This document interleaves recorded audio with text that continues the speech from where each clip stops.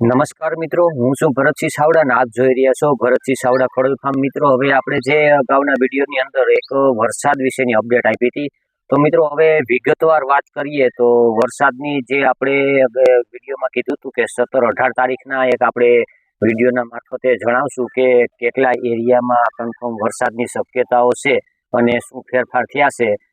Forecast મોડેલોમાં જોતા એવું લાગે છે મિત્રો કે જે 18 તારીખથી આપણે બપોર પછીથી વરસાદની શક્યતાઓ રહેલી હતી તેમાં થોડો ફેરફાર થાય એવી શક્યતાઓ દેખાય છે. બીજો કોઈ જાજો ફેરફાર થાય એવી શક્યતાઓ નથી. 18, 19 અને 20, 3 તારીખના આપણે અલગ અલગ એરિયા વાઇઝ વરસાદ પડે એવી શક્યતાઓ છે.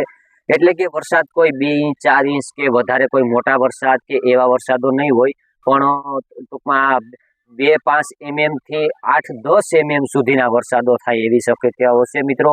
તો હાલમાં આપણે જે વરસાદની વાત કરીએ મિત્રો, તો જે 18 તારીખથી જે આપણે કચ્છ ભુજ બાજુથી આપણે ઉત્તર ગુજરાતના ભાગોમાં અને ઉત્તરના ભાગોની વાત કરતા એવું લાગે કે આપણે જે સૌરાષ્ટ્રના કાંઠારા વિસ્તારમાં પોરબંદર છે, જામનગર છે અને જે રાજકોટ સુધી, જુનાગઢ સુધીનો એરિયો કવર કરે એવી શક્યતાઓ દેખાઈ રહી છે મિત્રો.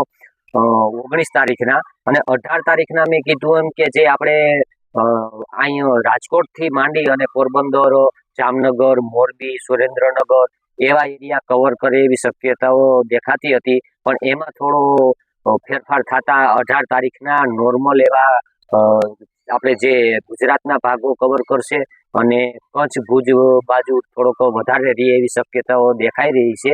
અને 19 તારીખે મેં કીધું એમ કે મિત્રો જે પોરબંદર થી માંડી અને જુનાગઢ, રાજકોટ, સુરેન્દ્રનગર, મોરબી અને કચ્છ ભુજ સુધીના તમામ અમરેલી સુધીના લગભગ એરિયા કવર કરશે અને મીડિયમ એવો વરસાદ પડશે. અને જો વધારે બપોર પછીથી વરસાદ જે મંડાણિયા વરસાદ હોય એ પરિસ્થિતિ ઉપર થોડુંક ટેમ્પરેચર ઊંચું હોય તો થોડુંક તોફાન પણ રહી શકે અને વરસાદમાં પવન અને વરસાદ બને પણ અમુક એરિયામાં થોડોક વિગતવાર આપણે જોતા એવું લાગે છે કે અમુક એરિયાની અંદર થંડરસ્ટોર્મ એક્ટિવિટી થતી હોય અને જે તોફાની વરસાદ પડતો હોય એવી શક્યતાઓ છે.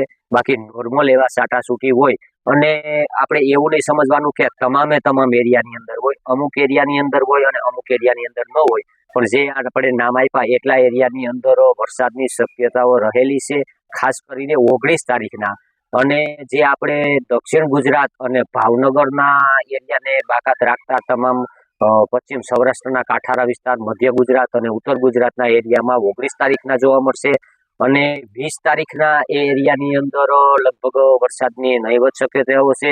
અને 20 તારીખના આપણે જે જુનાગઢના જે પશ્ચિમ સૌરાષ્ટ્રના કાંઠારા વિસ્તાર અને સોમનાથ જિલ્લાના દક્ષિણ સૌરાષ્ટ્રના કાંઠારા વિસ્તારોની અંદર 20 તારીખના વરસાદ પડે એવી પણ શક્યતાઓ રહેલી છે. એટલે કે જે આપણે ભાવનગર અને દક્ષિણ ગુજરાતના સૌરાષ્ટ્રમાં મીડિયમ એવા છાંટાછૂટી રહી શકે અને સુરત થી માંડી અને ભાવનગર સુધીના એરિયામાં ક્યારેક ઘાટા વાદળો જોવા મળશે. બાકી બહુ ખાસ એમાં વરસાદની શક્યતાઓ દેખાતી નથી મિત્રો. પણ જે આપણે જે પશ્ચિમ સૌરાષ્ટ્રના કાંઠારા વિસ્તારની અંદર 18, 19 અને 20 તારીખના 3 દિવસ સુધી બપોર પછીના છાંટાછૂટીની સંભાવનાઓ છે. એમાં 4 mm થી માંડીને 8-10 mm સુધીના વરસાદો પડી શકે મિત્રો. એટલે કોઈએ એવું નહીં સમજવાનું કે વરસાદની શક્યતાઓ રહેલી છે અને નથી તો કે આપણે આ બાજુના એરિયાની અંદર વરસાદ નહીં પડે. પણ ખાસ મિત્રો, અમને જો ફોરકાસ્ટ મોડેલોની અંદર જે 3-4 દિવસથી અમે ઘણા નિરીક્ષણો કરતા હતા એની અંદર જોતા એવું લાગે છે કે જે આપણે 18 અને 19 તારીખના આવવાનો હતો એમાં એરિયા વાઇઝ 18 તારીખ, 19 તારીખ અને 20 તારીખની અંદર અલગ અલગ ભાગલા પડી ગયેલા છે અને અલગ અલગ એરિયા વાઇઝ વરસાદ પડે એવી શક્યતાઓ છે મિત્રો.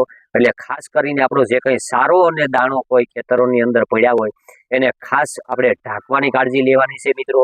કારણ કે આપણે ચોમાસુ પાકની અંદર આપણે ઘણી એવી નુકસાની આવેલી છે અને ચોમાસુ પાક પણ આપણે નબળા રહ્યા છે, એમાં આપણે ભાવ પણ ઓછા મળ્યા છે મિત્રો. તો હવે સારો અને દાણો બંને આપણે સાચવવા એ આપણી ખેડૂતોની કાળજી લેવી આપણી ફરજ છે મિત્રો. તો જે આપણે શિયાળુ પાકની અંદર પણ ઘણા પાકોની અંદર બહુ નુકસાની છે. આપણે તુવેર, ચણા, જે કલોંજી છે એવા આપણે ઘણા અલગ અલગ પાક વાવેલા હતા. તે પાકની અંદર ઉત્પાદનો પણ ઓછા મળ્યા છે, ઘઉંની અંદર પણ ઉત્પાદનો ઓછા મળ્યા છે મિત્રો. અને જે કંઈ આપણે શિયાળુ પાકની અંદર લેટ વાવેતર થયા હોય એને હજી હાર્વેસ્ટિંગ કરવાના બાકી હોય, અથવા તો કોઈ હાર્વેસ્ટિંગ થઈ ગયા હોય, અથવા ચારાના ઢગલા પડ્યા હોય, દાણાના ઢગલા પડ્યા હોય, તો તેમને ઢાંકી દેવા. કારણ કે 5 છાંટા થાય તો આપણે સારો અને દાણો બંને બગડતા હોય છે મિત્રો. એટલે હવે જે કંઈ ઉનાળુ પાક વાવેલા હોય, ઉનાળુ પાકની અંદર જે કંઈ આપણે નાના પાક હોય એની અંદર થ્રિપ્સનું ને એવું પ્રમાણ પણ રહી શકશે મિત્રો. એટલે તેની આપણે નેક્સ્ટ વિડીયોની અંદર વાત કરશું. પણ જે કંઈ આપણે અત્યારે તૈયાર થયેલો પાક હોય એ પાકની અંદર આપણે સંપૂર્ણપણે કાળજી લેવી પડશે. એટલે કે અલગ અલગ એરિયા વાઇઝ વરસાદ પડવાની શક્યતાઓ છે મિત્રો. તો આ હતી વરસાદ વિશેની સંપૂર્ણ માહિતી મિત્રો.